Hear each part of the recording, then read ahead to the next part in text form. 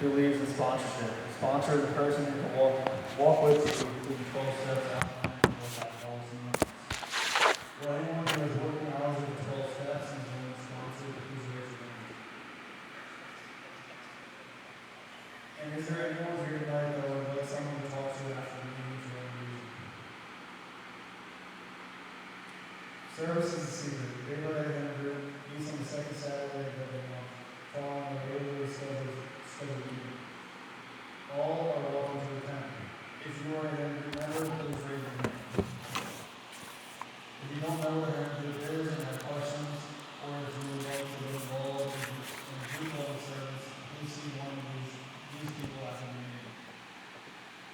And with all of that out of the way, I would like to introduce Jeremy F. from the Blue Board Group of Alcoholics Anonymous, Greater Philadelphia, Pennsylvania. Please help me welcome Jeremy.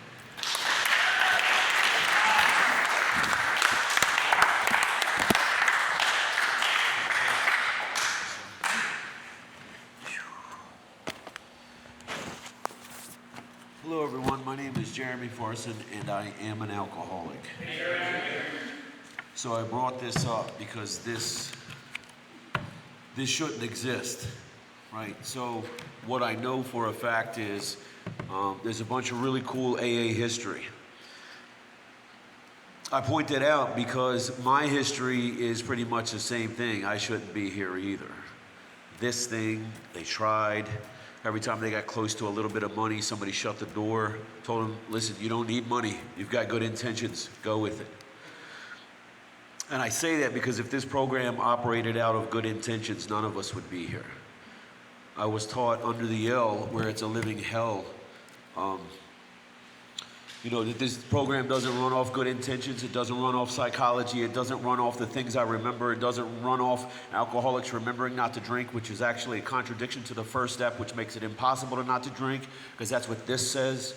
It's another reason why I bring it up, so it's not my sponsor versus your sponsor, or my home group versus your home group, or opinions. This is the oldest old timer right now. That being said, I come from a place where you're not really doing anything unless you help somebody else make it too. So I have this up here also because it says right in the forward to the second edition that it also indicated the strenuous work. What indicated? Bill Wilson was having the worst day of his life. 4 months running around, holding drunks hostage, pulling them out of Calvary Mission, telling them they needed God, and trying to give them his white light experience. Now, if you find out some of that history, you'll find out Bill had this big thing that happened to him. It doesn't happen to all of us. Most of us have to work for it. Most of us find out that it's not psychology, it's not good intentions, it's not a program of intentions, that it's a God-powered program of action of somebody that's broken, helping somebody else heal, which then in turn heals you. So a way to shorten that is, under the L, God don't happen to you, God happens through you. And a really cool way to see that is there's a picture in a lot of places, right? There's two dudes sitting next to a guy on a bed. And AA history nerds like myself will tell you, that's Bill W. and that's Dr. Bob. And that's Bill Dobson. And the problem with that is, in my limited perception, that's ego. And it tells you that there's only 3 people in that picture, and that's just not true. God is in that picture too. And how do I know? Because you've got to be the guy sitting on the bed or the guy that's told, hey, listen. In AA, we carry the message, and the message is this. The message is that you trying to find God, if you haven't found him yet, let me just date myself for a minute, right? It always takes my breath away that they cart out like an old drunken Indian, right? And I feel like sometimes just a little bit like, I think they bring me out to prove that even if the Native Americans get sober, anybody can, you know what I mean? Because we have this little bit of reputation with firewater, but it turns out alcohol has nothing to do with my alcoholism, only the biological breakdown and how I continue to try to find the perfect mixture to get inside of me to help me escape this thing called life. And the really amazing thing is, in 1987, I knew everything, so I didn't need AA. I didn't need God, right? And I remember in 2004 when I met Big Book Joe. And Big Book Joe is a problem because Big Book Joe shows up to meetings and tells you that it's never too late for you. Big Book Joe is the kind of guy that's a problem because he tells you the reason why this don't work for you is because you're not working for it. It's not a first-step program, it's a 12-step program. And the action of Alcoholics Anonymous has always been God using people as an extension cord to transmit power to the powerless. That's it. Humpty Dumpty's helping other Humpty Dumptys. We get to take none of the credit. I'm not here to tell you that I work hard on my program. I'm not here to tell you that I was a good person that made some mistakes. I'm here to tell you that I shouldn't be here. Our sins ain't the same. You hear some misinformation in Alcoholics Anonymous meetings, and sometimes that sounds like stuff that doesn't come out of this book, like, remember just not to drink.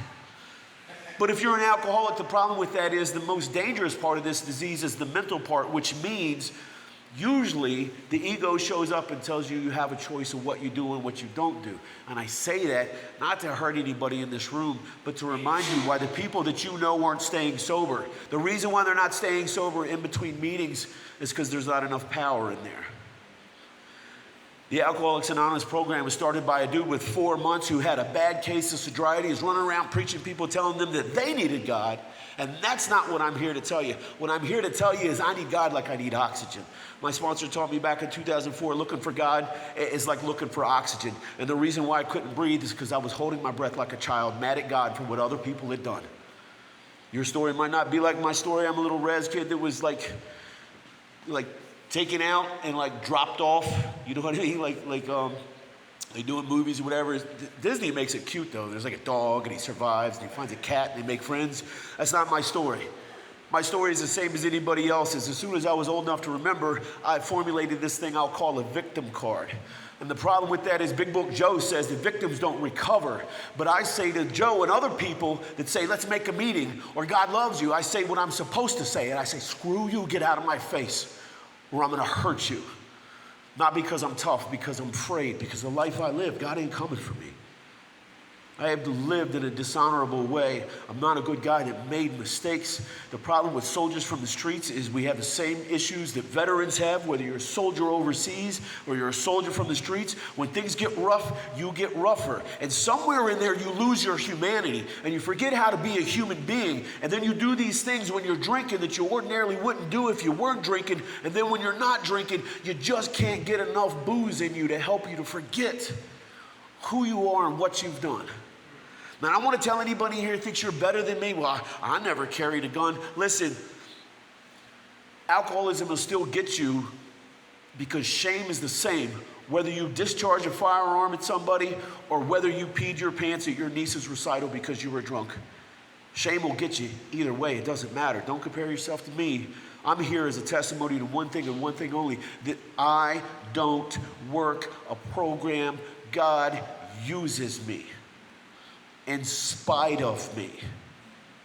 I shouldn't be here. Bill Wilson went down. Some of you know about the Mayflower Hotel. Some of you don't know that he called 9 people. 9 people didn't answer the phone. And if you dig into your AA history, you'll find out none of those people he was calling, trying to get in touch with the Oxford group, were there. Because in the Mayflower Hotel on that very same day, the local Oxford group was having a civic organization meeting in there, handing out awards for the most flower baskets made, handing out awards for the best car washes or the most fundraising, all that kind of stuff. Bill was this close to the miracle and he didn't find religion. And I'm not here to tell you that religion is wrong. What I'm here to tell you is Bill needed to find another drunk before he could find God. And what's crazy and what'll bust you up into tears is social media and YouTube. You can listen to Henrietta Seiberling give this speech. And she talks about just sitting at home one day and then her phone rings and there's this Yankee. And he's on the phone and he's like, hi, my name's Bill Wilson and I'm in town on a business venture and everything went to crap and I don't know what I'm going to do and I feel like drinking, but I learned in the Oxford group that I got to help somebody else in order to save myself.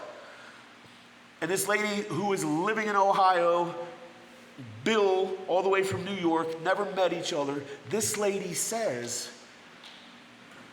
I've been expecting your call.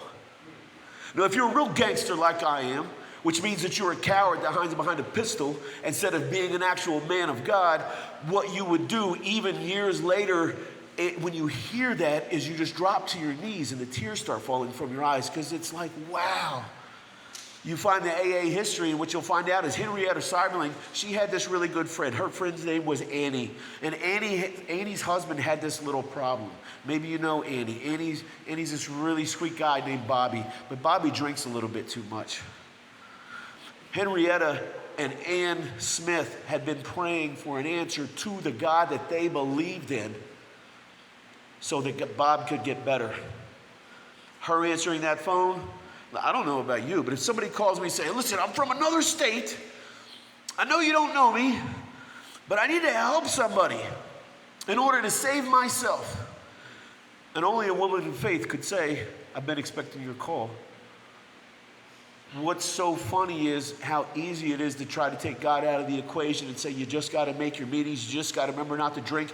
You just got to remember not to forget the thing that you've never been able to forget before, because that is the psychological, mental aspect of this disease that your brain will tell you, I won't let it get out of hand. It won't get the best of me this time. I won't hurt anybody this time.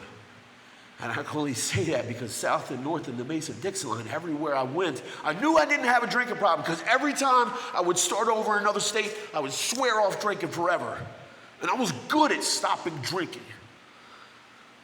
But the problem is, for the real alcoholic, once you take away my solution, my sponsor taught me alcohol was not a problem. It was just a symptom of my illness. My illness is alcoholism, which means that when you take a drink away from me, it's like you're taking oxygen away from me. And then things are shiny at first, and I appreciate life sober, but then very soon I'm in a bad case of sobriety. And you can put me with the winners. I want to say that too. I'm not here to trash everything you've ever heard. I'm just telling you, if you can't take this and apply it on the streets that I come from, that you don't have a program of action. You have a program of attendance. And that is why we're dying. That is why we're losing so many people. We need people that are willing to humble themselves and fall before God and say, you know what? I've been through the book. And yeah, maybe when COVID happened, I took it easy a little. Maybe I lost a friend. Maybe I lost a loved one. And I let the hurt in my heart tell me it was okay to stop opening this with people. But I'll tell you, Alcoholics Anonymous has proven opening this with other people, 1 + 1 = 3, because that's where God is. And if you have a problem with that, you don't like God the way that I didn't like God, welcome. God loves you anyway. That's why you're here. You've been given a chance to make right the past. Get busy. Pick up your big book and walk with us. Go into meetings looking for newcomers. The book says on page 18, when we were approached by those in whom the problem had been solved. It doesn't say make meetings, go up to somebody and beg them to help you. You do what I did. What happened for me, I didn't have Bill Wilson's story. Bill Wilson is, he preached to a bunch of drunks how they needed God, and that's not how it works. AA is not where we tell you that you need God, we tell you that we do. I don't get excited about the book. Jesus Jeremy, Big Book Thumper, Christ Crusader, you can call me whatever you want to, as long as I no longer have to call myself a menace to society.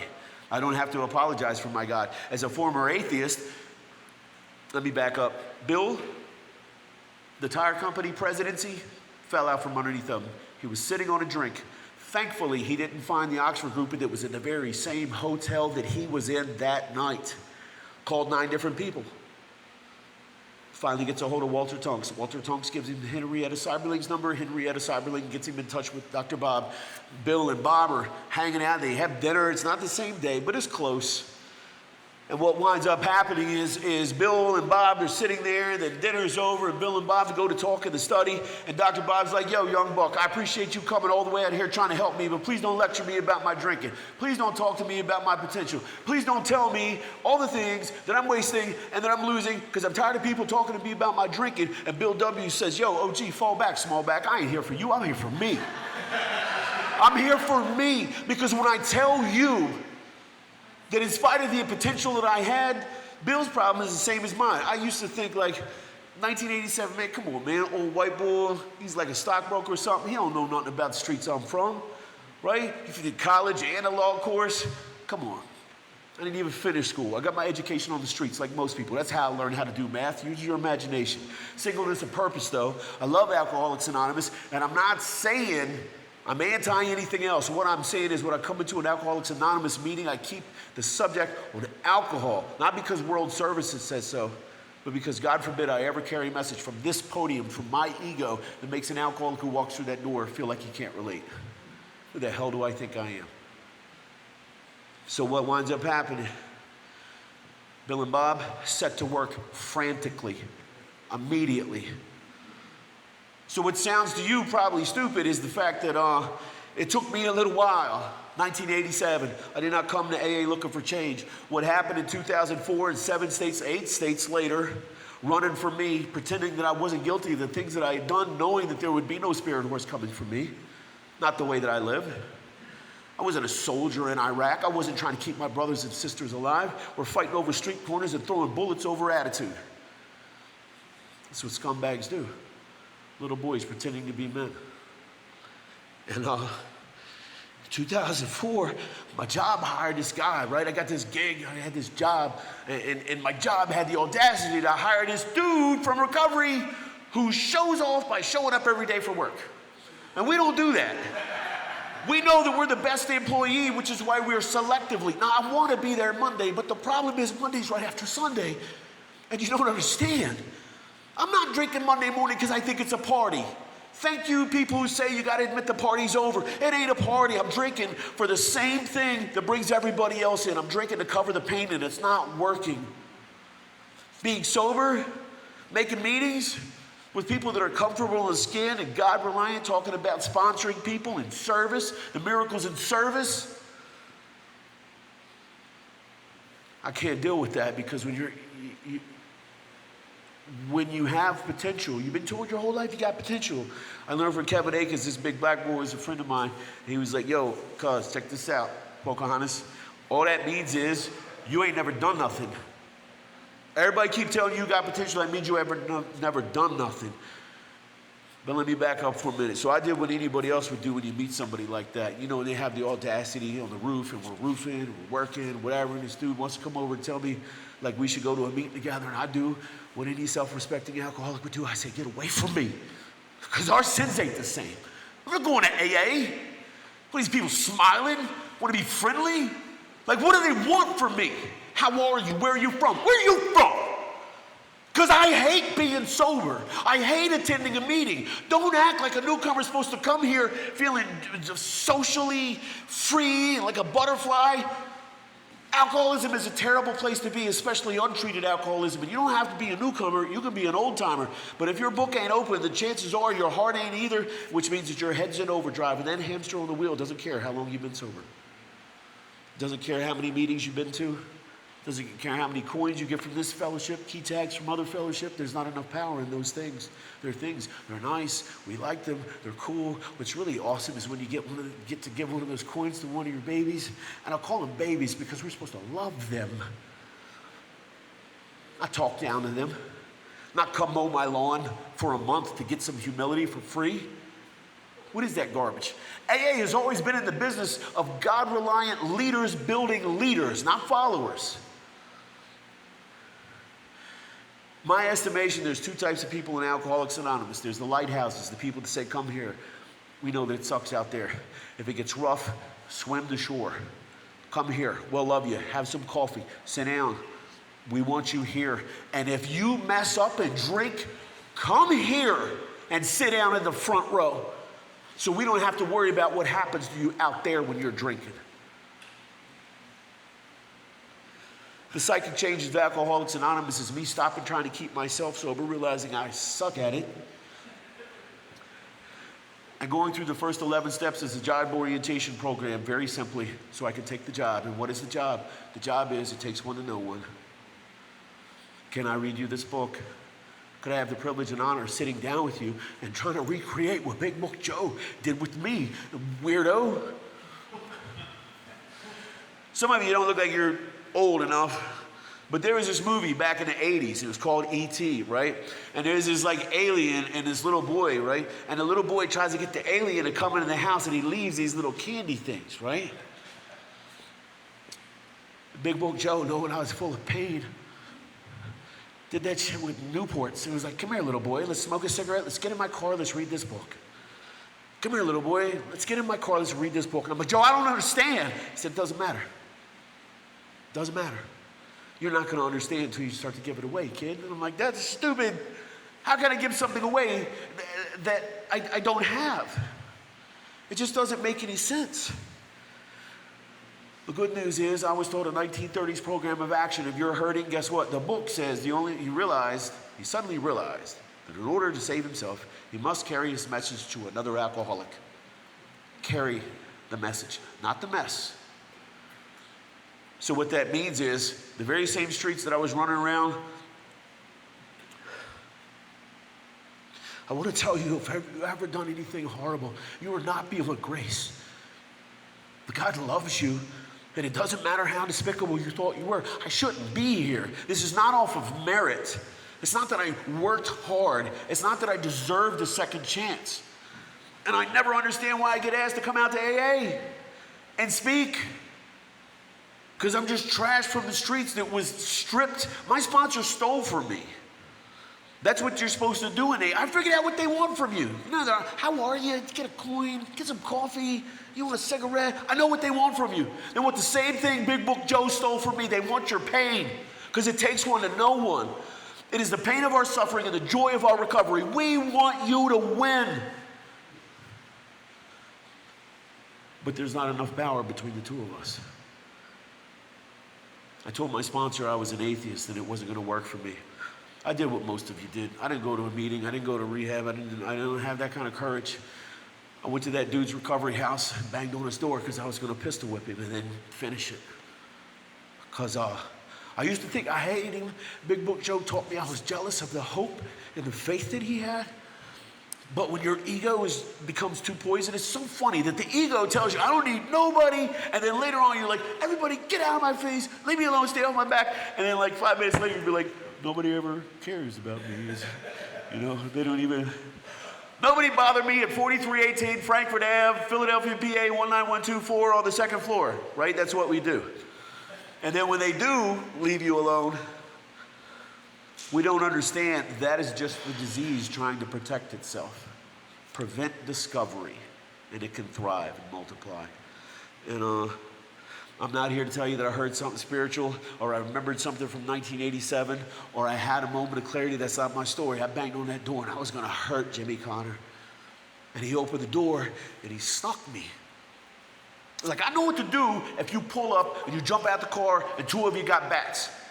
I know what to do if we come out of a club or a bar or something and one of you goes running to the trunk and pulls out a Mossberg 800. I know what to do then. But I don't know what to do when the hand of AA reaches out and gives you one of those stupid, uncomfortable AA hugs. One of those non-judgmental hugs. Screw him.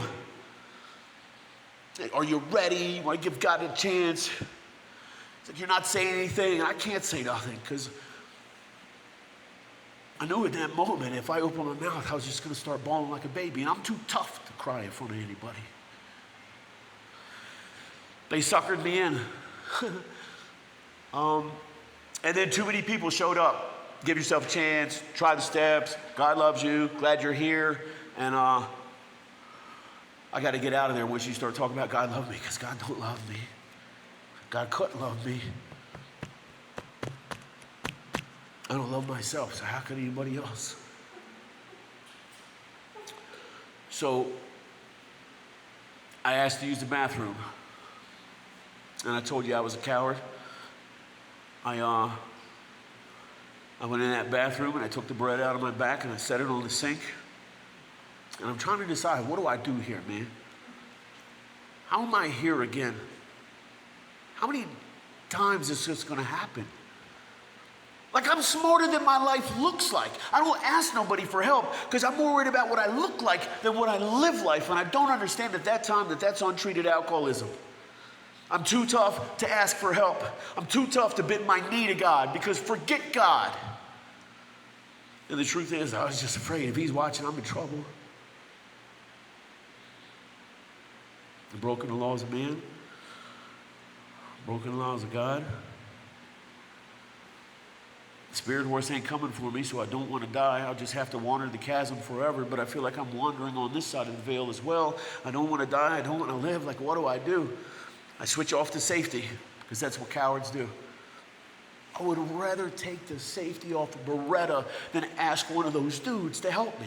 Which is funny, because if you had asked me why, I'd be like, I don't trust people, which is garbage. Just so you know, we trust anybody. Like, what's in that liquor bottle? It ain't got no label on it. You know what? Don't even tell me. Just let me find out, right? If you know in after hours I never met you, we're going.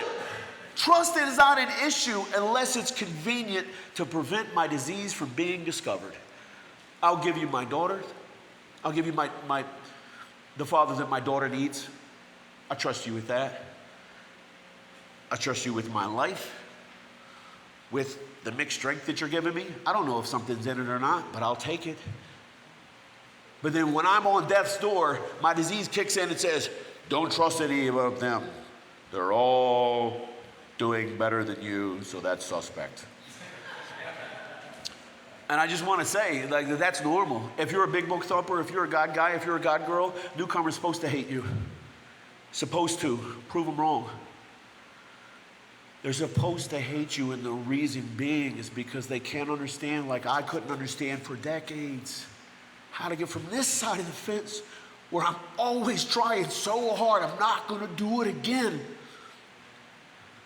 And you're over there, you're smoking cigarettes and you're talking, you're getting people big books, you're sitting down before or after me. I seen you Dunkin' Donuts highlighting stuff and talking and smoking cigarettes and relating to the literature. I just can't do that. Because I don't know that kind of humility exists. I think I gotta be tough when I don't realize that ain't being tough. That's being toxic. There's a difference. Put a plastic bag over your head. That's what alcoholism is. I just recycle my own thoughts and continue to struggle to breathe. And until somebody steps into my life with this, not as a lighthouse telling me to make meetings, but as a life card like Big Book Joe, because he knows what it's like to be drowning sober. He knows what it's like to know everything and not know anything. I didn't have a spiritual moment. Somebody banged on the bathroom, and I did what a real gangster would do. And I told him I'd be out in a minute, and then I just kept flushing the toilet. So whoever's on the other side that needed to come in there didn't know that I was sitting on the toilet, bawling my eyes out. Like, what happened to me, man? I was a little boy. I like to play tag. I like to play superheroes. And that was just yesterday, it seems like. Now, 30 years of my life has flown by. I'm smarter than I look like. How is it that all of the God guys, all of the God girls, all of the big book thumpers, all the people that I make fun of, they're all doing better than me? And I know it sounds stupid, but it's infuriating when you got a bad case of untreated alcoholism. And I will tell you that that's not their fault, that's ours. Approach the newcomer, look for the person that looks like they're socially and spiritually anorexic, and say, hey, is anybody reading this book with you? Not because I think you need it, but because I never want to forget that I do. Don't ever let the amount of time sober that I have make me think that somebody else should be doing the work. The more I know, the more I owe. That's the way it goes around here. You've been around here longer than everybody else. You better be doing more than everybody else to prove it. With age comes wisdom and experience, right? And faith without works is dead. You can believe that this program works, but if you're never that extension cord for somebody that ain't working it from where you're at, well, who cares? We're just going to funerals. That's what I was taught. So what happened? I don't know. I went back out of the bathroom. I splashed some water on my face, though, so nobody could tell I was crying, right? Because when you're 2 foot tall and you got Tyrannosaurus Rex arms, you just live to fight. It's Napoleon complex. There's even a label for it, right? And I don't know what happened. Oh, I know what happened. It was like snowing and sleeting outside, and they're like, you should stay. And I was like, nah, not really, but being as highly intelligent as I am, it's like 5 degrees outside and it's snowing and sleeting, maybe I will stay. Just for now, just for tonight. Like they're, you know, it's so crazy the way maybe I'll stay in this warm place rather than where it's freezing and icing and sleeting out in the rain. But that's what alcoholism is. I would rather suffer than surrender. Because surrendering implies that you believe that somebody's been just as bad or understands you. That was a miracle between Bob and Bill. Bob didn't think Bill was better than him. He said, holy crap, you're just as goofy as I am. That's what AA is. Hopefully when I leave here tonight, you'll be like, yo, that Indian was crazy, but if he could do it, anybody can do it. You know what I'm saying? But I got news for you. I don't do it. Just saying. I surrendered that a while ago. November 27, 2004 is not a big deal.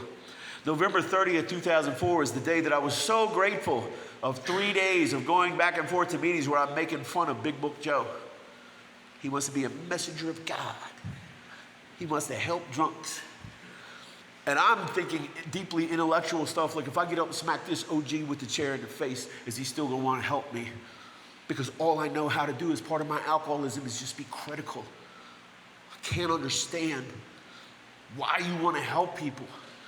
I don't understand the psychology of helping people helps us. You come together when you put other people together. And those are concepts that I could not and would not believe in, because it's not a matter of coming to believe. That's the second step. You gotta do all of them, my grand sponsor says. You gotta live in the 12th step. It's the 12th step that changed the world. This book forever changed human history. They laughed at us in the 30s. They said, hold on, wait a minute, what? I know you for years.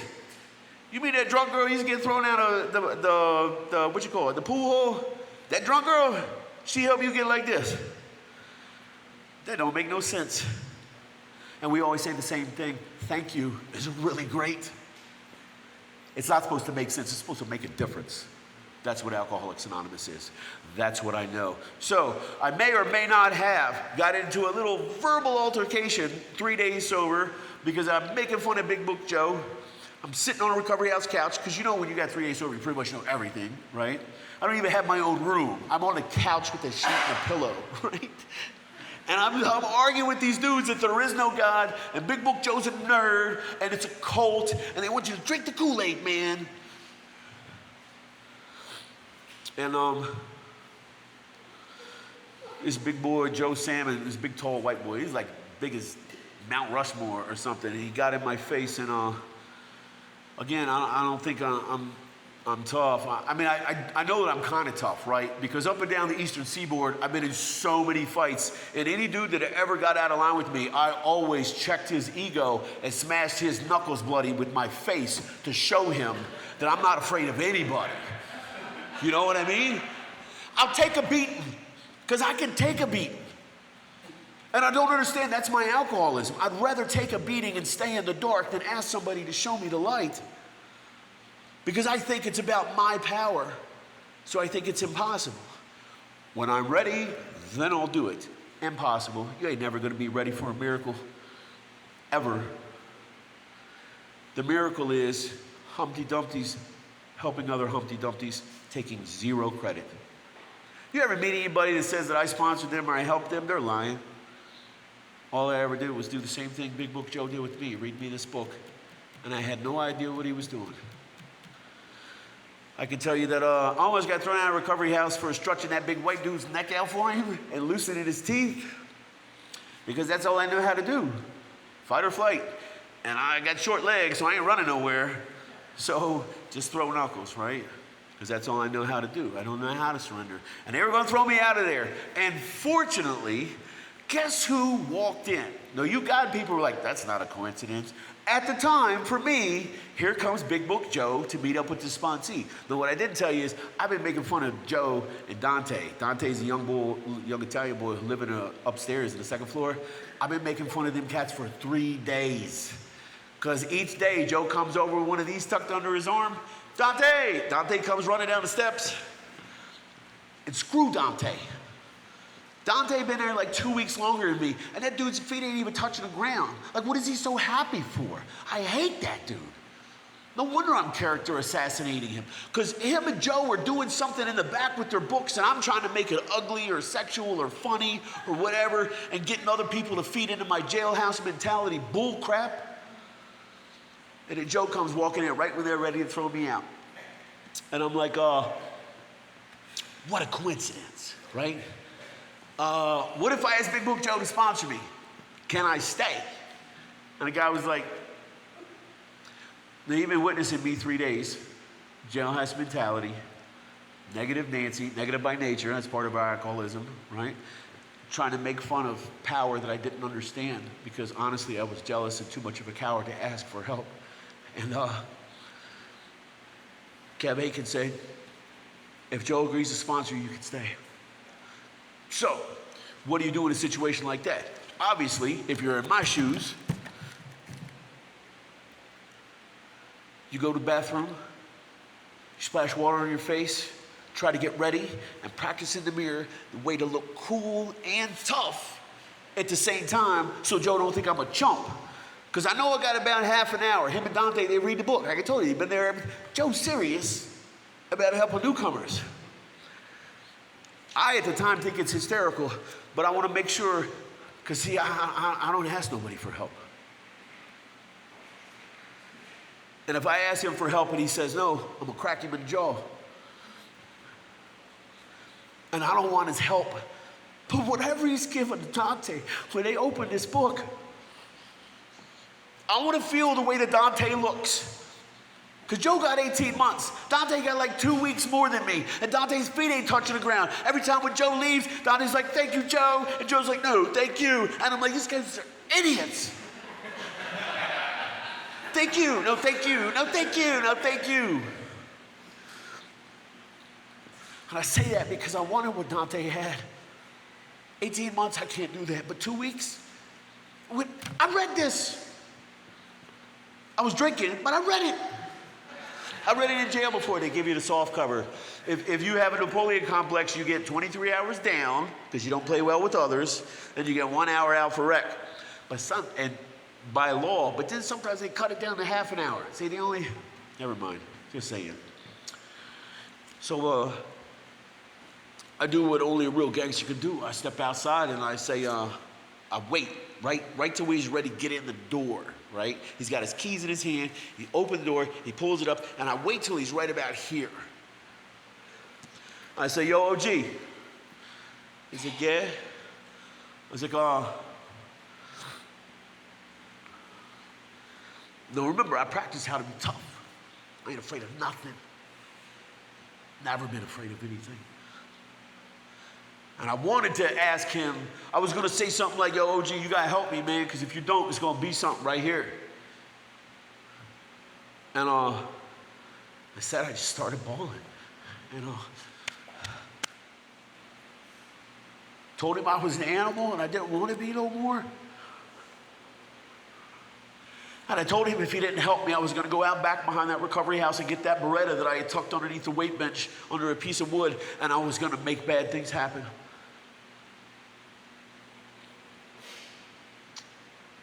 And this fool was like, sure, I'll help you. I'll come by tomorrow. Go ask Dante for a book. And he gets in his car and drives off. I read this book selectively. You know, I like read a page in the front and then a page in the back and be like, nope, didn't work. I tried it for 17 seconds, right? I know it doesn't work.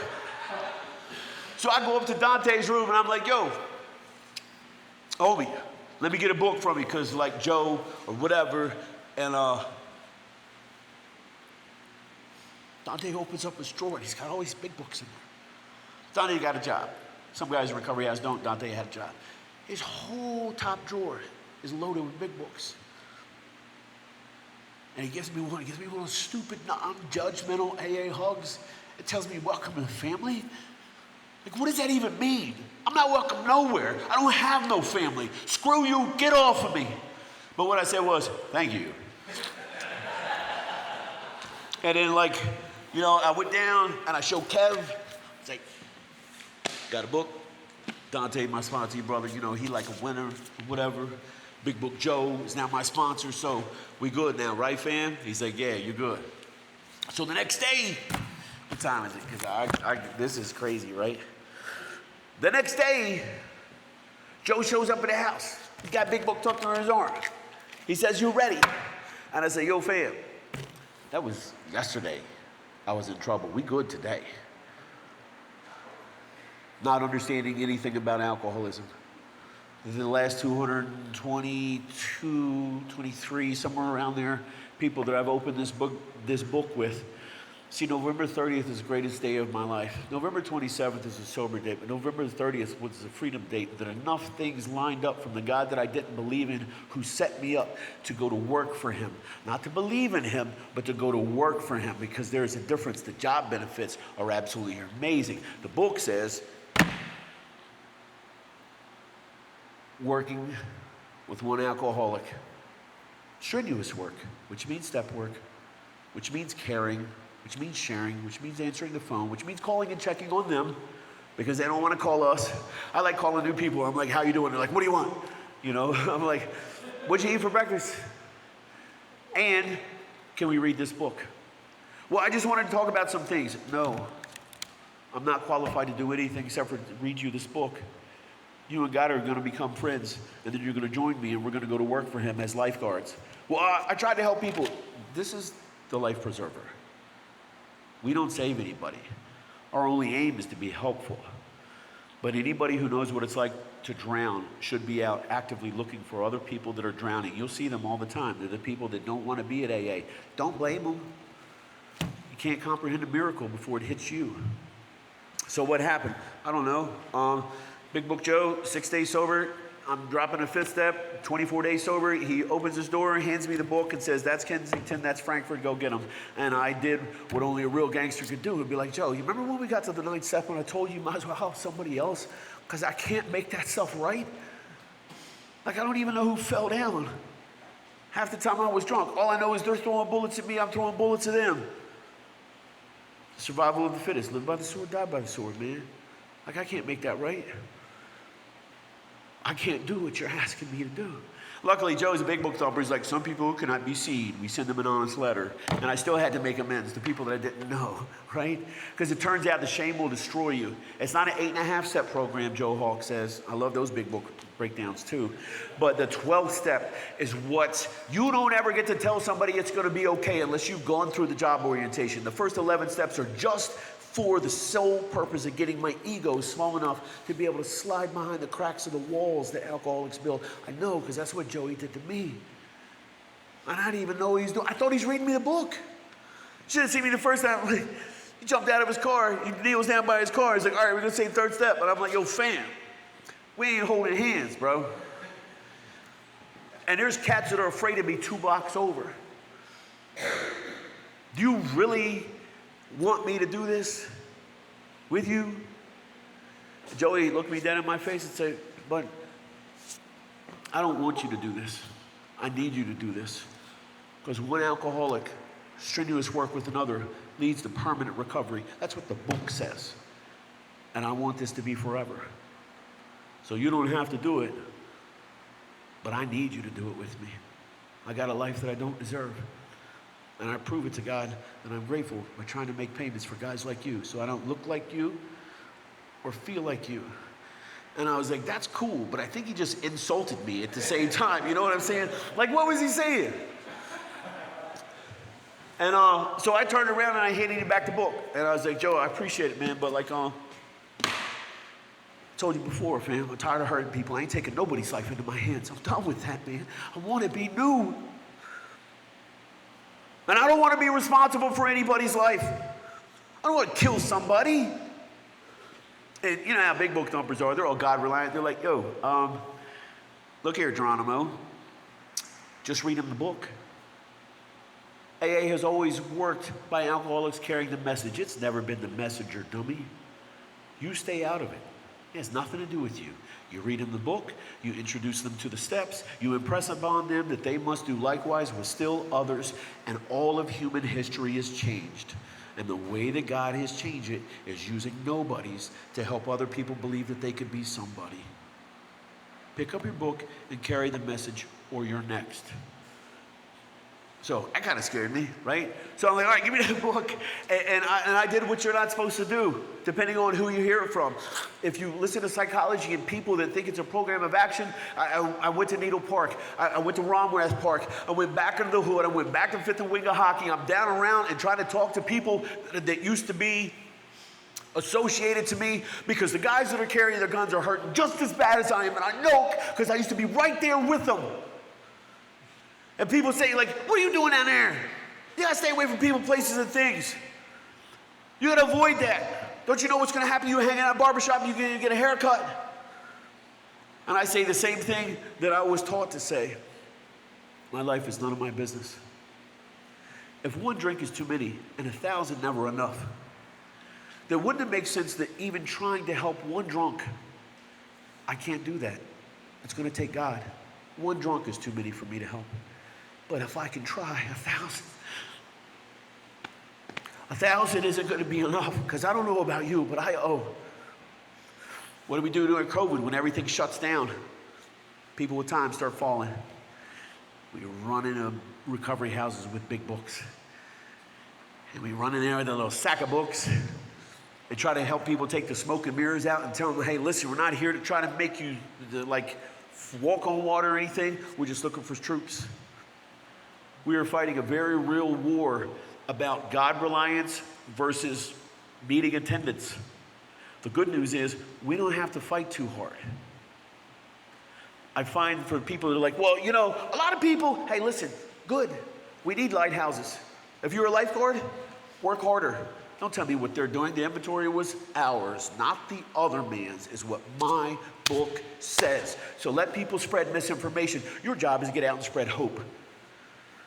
Your job is to prove to people that it's never too late. And there's also a picture in my homework. I want to say this, that there's a picture. And if you look at it wrong, you're going to think that there's two people in the picture. I challenge everyone in this meeting to come up to me, take a picture of this thing that I have on my phone, and you tell me what you see, because that is Alcoholics Anonymous. That's the secret. The secret is in the service, and when the service gets, you got spirit of rotation, all that kind of stuff, it's in the serving. I know that there's a lot of people that say, well, that's ridiculous, and I'm not from the hood. I've never been a vet. Untreated alcoholism is a battle that the real alcoholic cannot fight based off meeting attendance or trying not to forget to remember something that they forget. That's page 24. It's not my opinion. What I also want to tell you is very, very, very clearly, I'm a 181 guy, Dr. Bob's nightmare. Dr. Bob, the spiritual backbone of this program, along with Sam Shoemaker. Stand by the Door. If you've never read it, you need to get it. You need to download it. So I stand by the door. Sam Shoemaker, who inspired thousands of us, took absolutely zero credit and said, hey, listen, I'm just here to show people where the door is. That's it. Dr. Bob says that he tries to carry the message for 4 reasons. It's a sense of duty. It's an honor, because in doing so, he is taking time to pay back Big Book Joe. And that every time he does it, he takes out a little bit of an insurance for himself against the next slip. It's a very simple program. But I'm here, and I drove all the way from Philly because I got to ask whoever it fits for, dust off your big book. Remember that it's your job to approach the newcomer. They don't want help because they don't think it exists. Help and hope are best friends.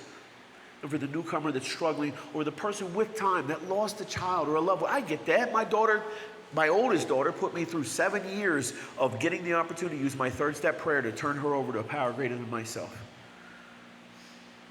My life is none of my business. All kinds of, COVID, still doing big book studies. It's fun. We got them started at women's recovery houses. We got them started at men's recovery houses. People say, why are you doing this? Ain't you done enough? And I say the same thing every time. I'm not doing this. This is not my life. You think I'm a lot now. Would you rather me be carrying a Beretta or a big book? The choice is yours. I don't do this for any other reason than I don't want anyone in Alcoholics Anonymous to not know that you are necessary. You know how it works? You, and you, and you, and you. That's how it works. But it's going to take all of us. Because I know you can't save everybody, but everybody can help somebody. It's just that way. Why are you here? People say, I have so much trauma. Hey, guess what? Alcoholics Anonymous is the only place I know that when you help people with their trauma, yours dissipates. It's not my opinion. It's our history. They built this program on their backs during the middle of the Great Depression, during World War II, Grenada, Vietnam, all those actions. I think we can deal with the influence of pop culture and out of humility say, thank you for your share, but this is the oldest old timer that we have. We ask that you not attempt to twist it, change it, or categorize it any other way. And I'm not talking about pronouns. I'm talking about the insane idea of keeping big books closed. I tell them, when you call me, so where's your 10th step? Did you say your resentment prayer yet? Did you say your fear prayer yet? Because I'm not allowed to talk to you until after you've talked to God. Heaven forbid that I ever think that I'm helping you. You talk to God. Hey, listen, you struggle with prayer? Call me, text me. I'm an open book. Jeremy Farson, there's only 2 in the world. One's a white boy, he's an art teacher out in the West Coast, and the other's an Indian. Ta-da! In Philly. Message me, inbox me, my phone number's on there, my email's on there. Please contact me. Anything that you don't understand, or if you want to get in service and you just don't feel like you have any purpose, I'm here to tell you this. God does not need your permission to love you. That's why you're here. But he does need your permission to use you. I invite you to just be an extension cord and let the power flow through you. All things are related. All things are connected. This is what the grandfathers and the grandmothers say. We need you to help us in the 12th step so that less people suffer by themselves in the first step. That's all I have. Thanks for letting me say.